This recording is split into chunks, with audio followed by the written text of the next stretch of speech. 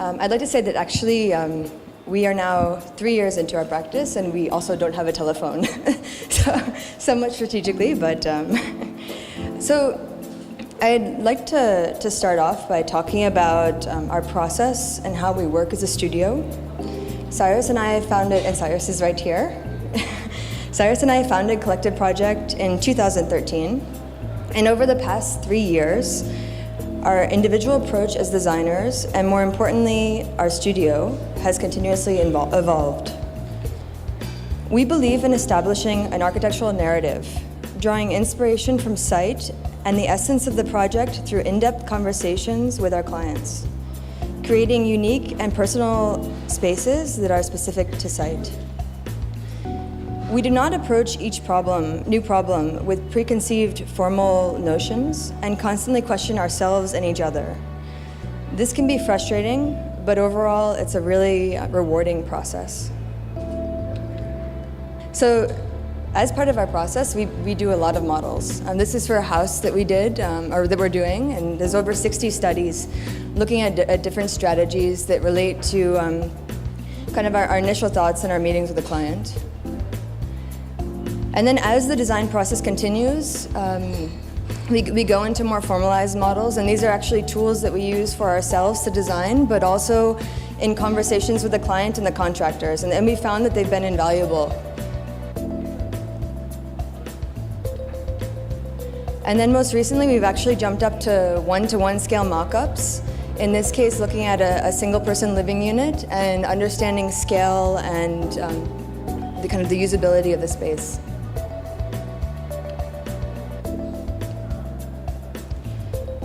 So we are really process-based in everything that we do. And honestly, as a young office, this is probably the worst possible business plan you could have.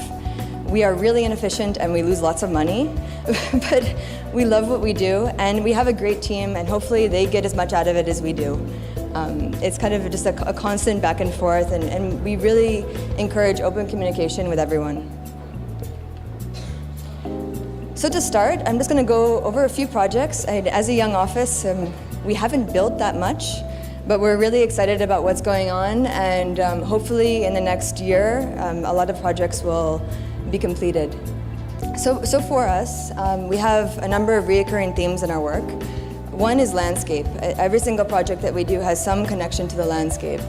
Another one is detail. And in this project, for instance, which is a small garden pavilion, I think Cyrus spent almost every day on site making sure that each connection was perfect. And now that we have more projects, it's become more difficult to kind of have that control, but we're still trying to maintain that. A view of the pavilion.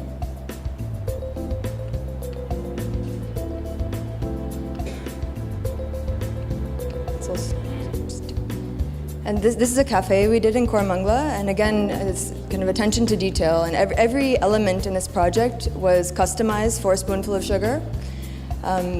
It was a labor of love, and it was a really fun project to work on. And I think Spoonful of Sugar and the next project I'll show capture the playfulness that we hope to achieve in our work.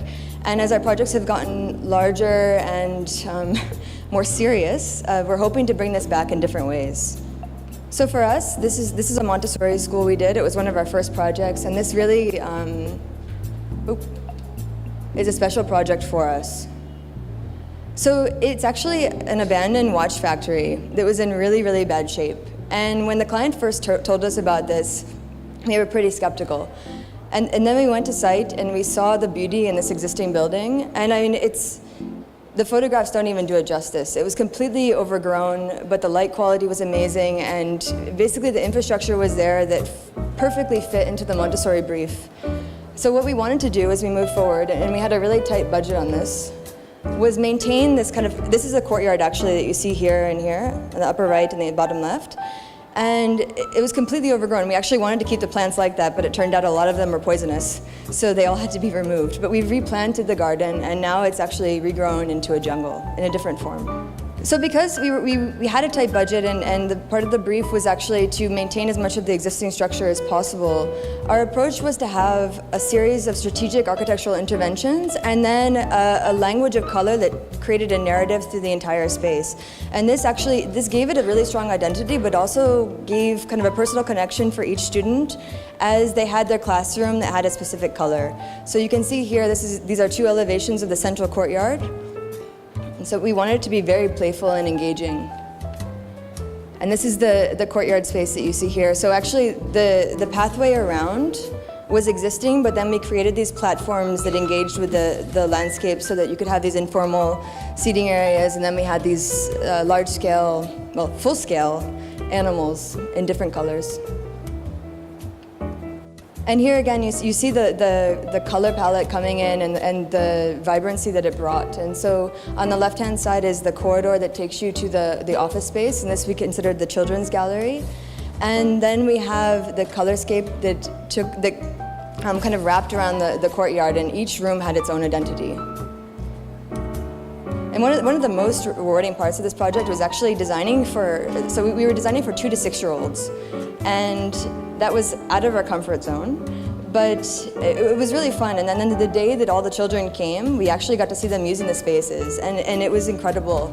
And we're looking forward to doing more schools in the future. And just the exterior landscape. So the strategy here was we actually kept all the landscape. There was a 2-acre site. And so all of our landscaping was done adjacent to the building. So there were basically these fingers that extended out into the landscape, which allowed for easy maintenance, but also control, because you had a number of students going out with a single teacher. So it was actually easy for them to kind of maintain different zones. And it also kept a lot of the beauty of the existing site. So another project that we're doing, and talking about kind of the relationship to site, this is in Bangalore, and it's right by this massive granite quarry. And so for us, this was a farmhouse, and the client came to us asking for a rustic house. And at first we weren't sure. We thought rustic, log cabin, not sure if this was right for us. And then after sitting with him for a while, we realized what he meant by rustic was actually just natural materials. And so he was we talked to him about using the local granite, and he was really excited about it. So we've created a house that is all about these natural materials of the place. So you can see here a plan. It's actually a 4-acre site. And on this side here is the house, and then there's a garage next door. And so the initial portion the portion around the house is actually highly landscaped, and then the rest is just the mango orchard with walking paths throughout. And part of the initial client brief was to have a single courtyard. And courtyard houses are beautiful, but we felt in this case that it was a bit of a one-liner. And what we did is we actually fragmented the courtyard into 4 and allowed for each one to have a unique experience, which meant that no matter where you are in the house, you're connected to multiple views of the landscape, both contained and kind of distant views of the property. So here you can see the entrance to the house, and this is, from the outside, it's actually, you don't really have a sense of what's inside, besides the wood screen there that gives you a filtered view to the pool and the orchard beyond. But this is where the stone starts to come in, and it actually creates a wrapper around the entire house. And then inside, we're doing a mix of granite floor, exposed concrete ceiling, and kind of a mixture of stone and plastered surfaces. So here you get a sense of the view out past the pool to the mango orchard beyond, and then the 2 courtyards on either side. And then as you move through the house, on the top is a small den and office space, which is very private. And this, you have these long views across the orchard into a seasonal lake that's beyond. Okay, so another house that we're doing, actually the previous house and this house are both under construction. And this house is a really special project for us. It was our first house. And I guess one of the things you have to get used to as a young office as well is that your projects take way longer than you thought. So these projects have been kind of going for a while, but we're really happy with the direction that it's gone. So this is a single-family house for a family of 5. They were living in a tiny house before, and they first hired us to do an addition and a renovation, and now it's a full ground-up construction.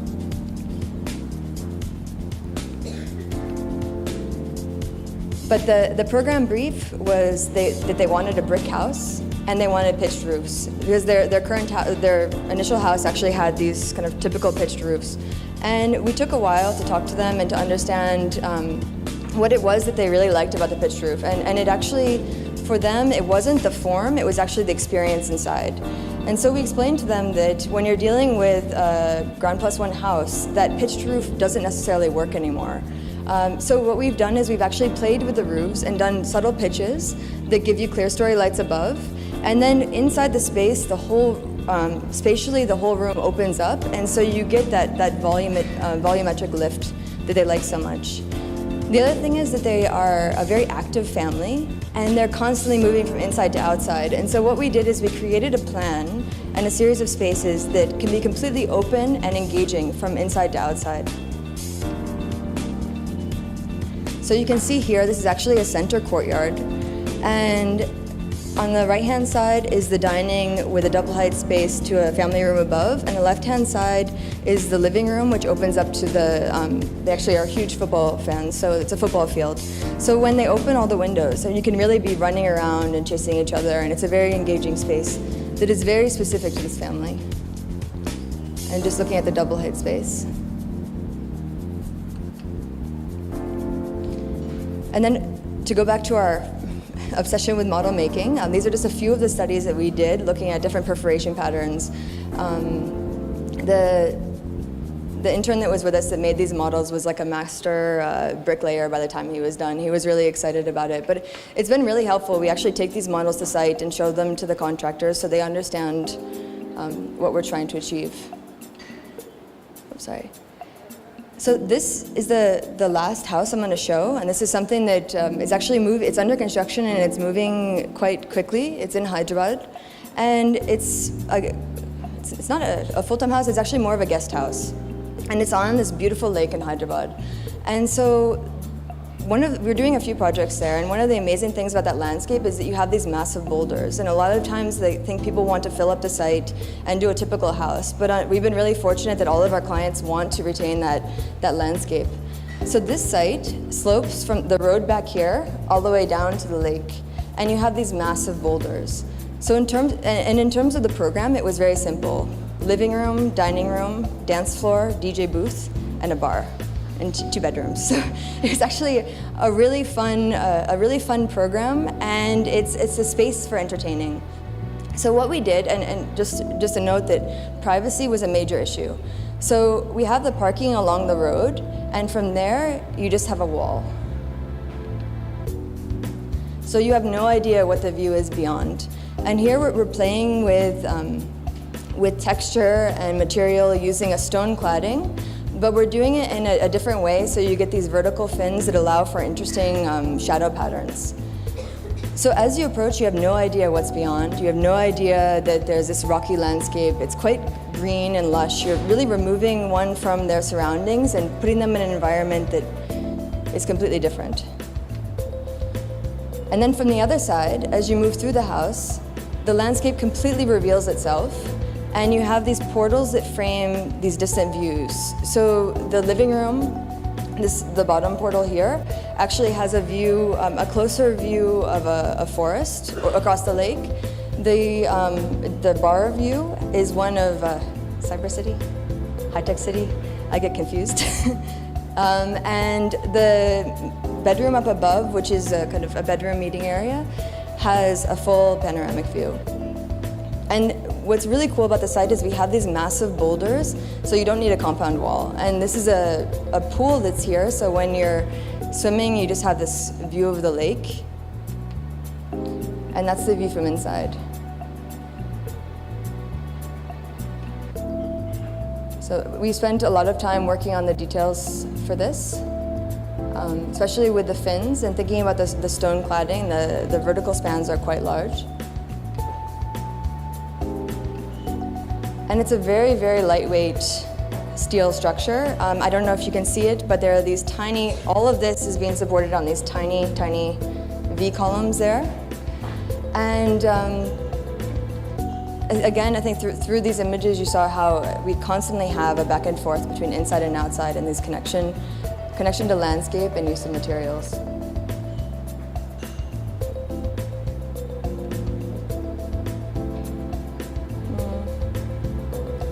just another view so you get a sense of how the site drops off and you have the distant views beyond. And these are just a few more of the projects that we have going on now. In a very short period of time, we've been incredibly fortunate to have projects that are on interesting sites, interesting clients, fantastic briefs. And we didn't imagine that we would be in this place right now, and it's been incredibly rewarding. So in addition to a number of single-family homes, we're also doing some interiors, urban spaces, and a 500,000 square foot co-living project that's underway. So we're really in over our heads. And it's going to be interesting to see where the next few years take us, but so far it's been a great experience.